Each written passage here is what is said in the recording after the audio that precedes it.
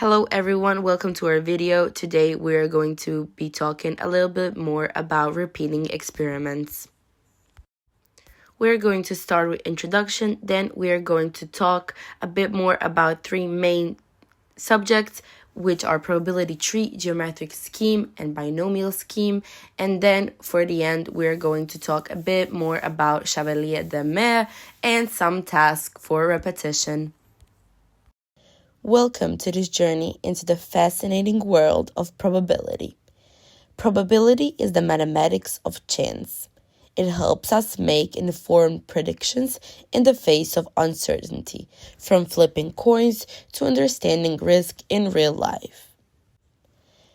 In this video, we'll explore the probability tree for visualizing outcomes, the geometric scheme for predicting the first success, the binomial scheme for analyzing multiple trials, and a historical dive into the origin of probability theory through a famous gambler, Chevalier-Desmar.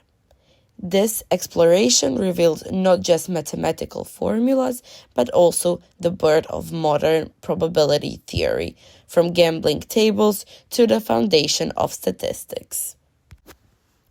A probability tree diagram is used to represent the probability of occurrence of events without using complicated formulas. It displays all the possible outcomes of an event. The purpose of a probability tree is that it shows all the possible outcomes of an event and calculates the probability of these outcomes. Now, let's look at experiments we can repeat under the same conditions, like tossing a coin or rolling a die. We assume each attempt is independent, meaning the result of one doesn't affect the other. These experiments happen in order. We know which trial comes first, second, and so on. For example, tossing one coin 4 times is the same as tossing 4 coins at once, but only if we can tell the coins apart. That way, we know exactly where each result occurred. The first task. We have 3 blue and 5 red balls in an urn. We draw one ball, record its color, and return it to the urn. Then we draw a second ball. This method of drawing is called sampling with replacement. List all possible outcomes of this experiment and calculate their probabilities. As described, the experiment of drawing balls takes place twice under the same conditions. Therefore, the outcomes of each draw are independent events. The probabilities of drawing a blue or a red ball in a single draw are, for the blue ball, 3/8, and for the red ball, 5/8. These same probabilities apply in the second draw. The experiment has 4 possible outcomes: blue-blue, blue-red, red-blue, or red. The probabilities of these outcomes and the method of calculation can be illustrated using a diagram called a probability tree. The probabilities of successive events are multiplied because these events are independent. Therefore, for example, if we have 1 blue and 1 red ball, we need to multiply 3/8 times 5/8. Note the following. The probabilities of the events red and blue and red are equal, and the sum of the probabilities of all 4 events must be equal to 1. Let's take a look at the second task. We roll 2 dice. What is the probability that one shows an even number and the other a number less than 3? Let's assume we can distinguish the dice because they are colored differently. Then we can consider the outcome of the first experiment as rolling 1 die twice. Let A be the event, an even number appears, and let B be the event, a number less than 3 appears. The probabilities of these events are, for the A, 3/6, which is equal to 1/2, and for the B, 2/6, which is equal to 1/3. The event whose probability we are looking for can be written as this below. This means we are looking for either event A on the first die and event B on the second, or vice versa. It is enough to draw the part of the probability tree that leads to this outcome. From that, we can conclude that if we multiply A and B and A, and we sum that up, we are going to get 1/2 times 1/3 plus 1/3 times 1/2, which is equal to 1/3. Let's solve another task. We roll 2 dice. What is the probability that exactly 1/6 appears, or at least 1/1 appears? This problem can also be solved by drawing a probability tree. In a single trial, there are 6 outcomes, but only 3 are of interest. So the first one being a 6 appears, which is 1/6. The second one, a 1 appears, which is also 1/6. And any other number appears, which is 4/6. Therefore, in the probability tree, we draw only 3 branches. The probabilities are calculated for those outcomes that belong to the desired event. These are the outcomes, read from top to bottom. We have 6, 1, 6, and any other number, 1 and 6, 1, 1, 1 and any other number and 6, and any other number and 1. From the tree, we can see that the entire middle branch belongs to the desired event. So instead of calculating the probabilities of those 3 outcomes separately, we use 1/6, which is the probability for that branch. So the probability of the event is 1/36 plus 3 times 4/36 plus 1/6, which is equal to 19/36. Using a probability tree is not always the simplest way of writing things. In this example, instead of a probability tree, we can create a probability table. On the edges of the table, we place the probabilities for each die separately, and inside the table, we write the product of the numbers on the edges. These represent the probabilities of the corresponding outcomes, since the events on one edge are independent of those on the other. And finally, perhaps the simplest method is to write a table of all elementary outcomes for the 2 dice. The results for each die are listed along the sides. Dots mark the favorable outcomes. Now, let's explore a type of experiment that can be repeated infinitely many times under the same conditions. An example is tossing a coin until you get heads, or rolling a die until you get a 6. Suppose we're interested in an event A that has a fixed probability P of occurring in one trial. We define the probability of the opposite event as Q equals 1 minus P. We keep repeating the experiment until event A occurs for the first time, and then we stop. We will define this occurrence as a geometric scheme. It's a probability model where we repeat an experiment with success probability P until the first success occurs. The probability that the first success happens on the nth trial is equal to Pn is equal to 1 minus P to the power of n minus 1 times P. While breaking this down, we will define the first n minus 1 trials as failures, each with own probability of Q. The nth trial must be a success with probability P. For example, the probability that success occurs on the first try is P. For the second try, it must be a failure, then success, so that's Q times P.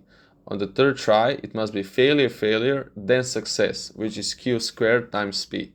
So in general, we get that formula. We can showcase the concept of a geometric scheme by branches of a probability tree that continues infinitely, with each path ending when success occurs. We can also display the probabilities Pn in a different kind of graph. Here below, we have when the chance of occurrence is 0.2. You can see that the likelihood decreases with each trial, but the probability of success somewhere eventually adds up to 1. We can also see this using the formula above, where P1 plus P2 plus P3 and etc. will always be equal to 1. We can use the geometric scheme when you're looking for the success in repeated independent trials. It's usually common in tasks like quality control, gambling, or simulations where timing of first success matters. Now we will get onto tasks. For the first task, we toss a coin until we get tails. We will need to determine the probability of the following events. D1, tails appear on the fourth toss. D2, tails appear between the first four tosses. D3, tails appear after the fourth toss. D4, tails never appear. For the D1 part, we can tell that the desired outcome is heads, heads, heads, and then tails, which probability is determined as 1/2 to the power of 4, which is equal to 1/16. For the D2, desired event is tails, heads, then tails, heads, heads, tails, and then 3 heads and tails. The total probability would be equal to 1/2 plus 1/4 plus 1/8 plus 1/16, which would be equal to 15/16. For the D3, we can tell that this event is equivalent to no tails in the first 4 tosses. That's the complement of event D2. This means that the percentage of occurrence would be equal 1 minus the percentage of occurrence of D2, which will be equal to 1/16. For the D4, tails never appearing, this event contains no possible outcome, since we must eventually get tails. It's an impossible event, so the probability is equal to 0. Now we will get onto the second task. There are 2 blue, 2 red, and 1 white ball in an urn. We draw 1 ball at a time with replacement. What is the probability of the following events? A blue ball appears before the fourth draw, and B, a blue ball appears before a white one. We can tell that this is a geometric scheme, with probability of P equals 2/5, which is the probability of drawing a blue ball. The probability of event A is equal to P1 plus P2 plus P3, which is equal to 2/5 plus 3/5 times 2/5 plus 3/5 squared times 2/5, which would be equal to 98 or 125. For the event B, we can tell that the favorable outcomes for this event are sequences like blue, red then blue, red red blue, red red red blue, and so on. So the desired probability is equal to 2/5 plus 2/5 times 2/5 plus 2/5 squared times 2/5, and so on. This continues as a geometric series with first term 2/5 and ratio 2/5. So the percentage of the B event occurring would be equal to 2/3. It is also useful to consider the opposite event, the white ball appearing before the blue one.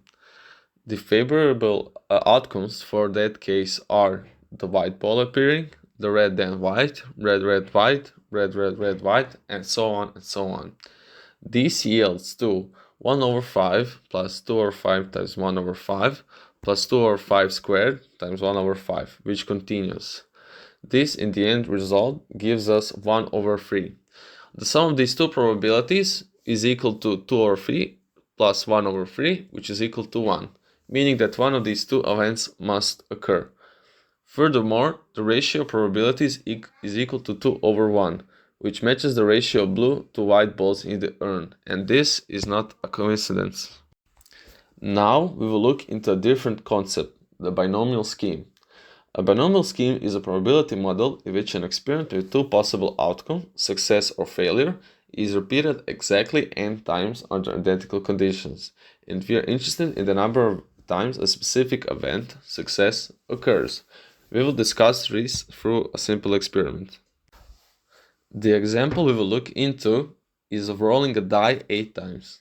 What is the probability that a 6 appears exactly 3 times? This event will occur if you get a sequence like the following: success, failure, failure, failure, success, success, failure, failure, with success meaning we get a 6. The probability of this exact sequence is equal to 1/6 times 5/6 times 5/6 times 5/6 times 1/6 times 1/6 times 5/6 times 5/6, which gives us 1/6 to the power of 3 times 5/6 to the power of 5.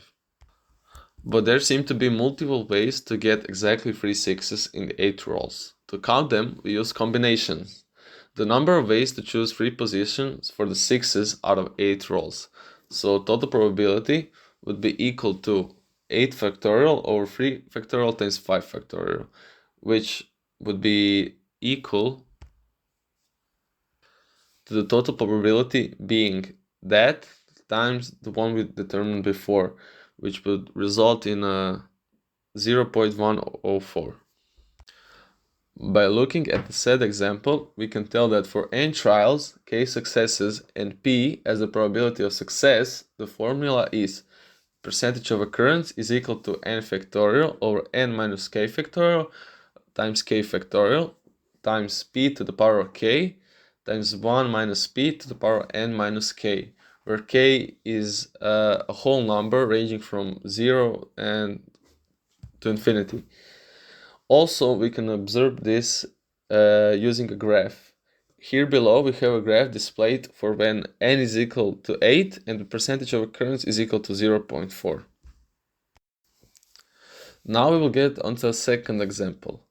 The question says, which is more likely in a game with an equally matched opponent, winning 2 out of 3 games or 3 out of 6 games, where the game has no draw outcomes?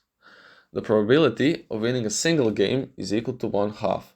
The probability of winning 2 out of 3 games is equal to 3 factorial over 2 factorial times 1 over 2 squared times 1 over 2, which is equal to 3 over 8. The probability of winning 3 out of 6 games is equal to 6 factorial over 3 factorial times 3 factorial. That's also times 1/2 to the power of 3 times 1/2 to the power of 3, which in the end gives us a result of 5 over 16. Therefore, by comparing the two percentages, we can tell that the first outcome, winning 2 out of 3 games, is more likely. For the last discussed theme, we will tell the story of how the modern probability theory came to be through a letter from Chevalier d'Amer, a French author who was also a gambler whose real name was Anthony Gombault. He observed 2 scenarios while he was gambling. The first one was rolling a single die 4 times, betting that at least 1 6 appears. The second one was rolling 2 dice 24 times, betting that at least 1 double 6, both dice showing 6, appears. He noticed he often won the first bet, but frequently lost the second, despite both seeming equally favorable. Let's delve into the probabilities. First bet, at least 1 6 in 4 rolls of a single die. The probability of not rolling a 6 in a single attempt is 5 over 6. Therefore, the probability of not rolling a 6 in 4 consecutive attempts is 5 over 6 to the 4, which is 0.482. Thus, the probability of rolling at least 1 6 in 4 attempts is 1 minus 0.482, which is equal to 0.518.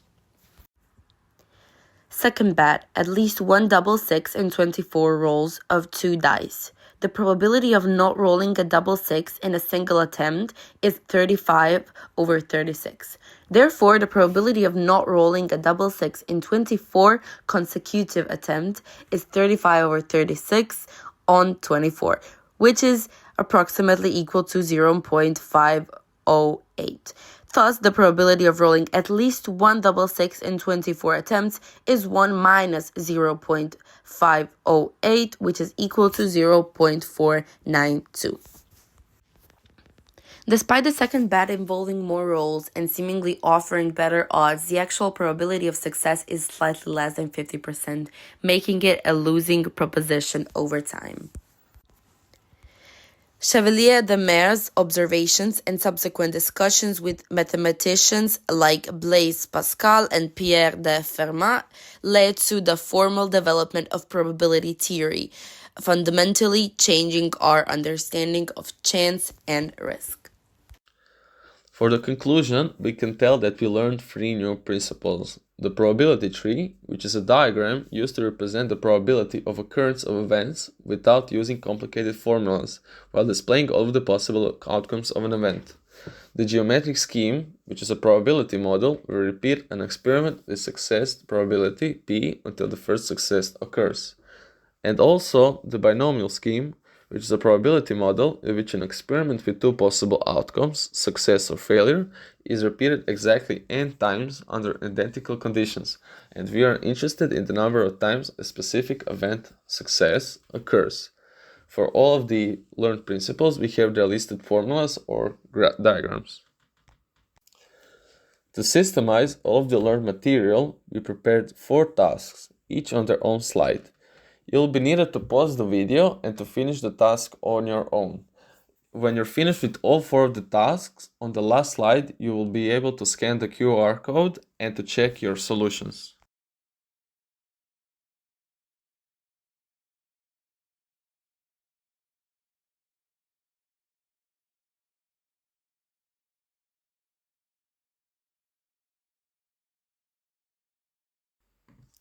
The solutions to the following tasks will be given under the QR code below or the said link.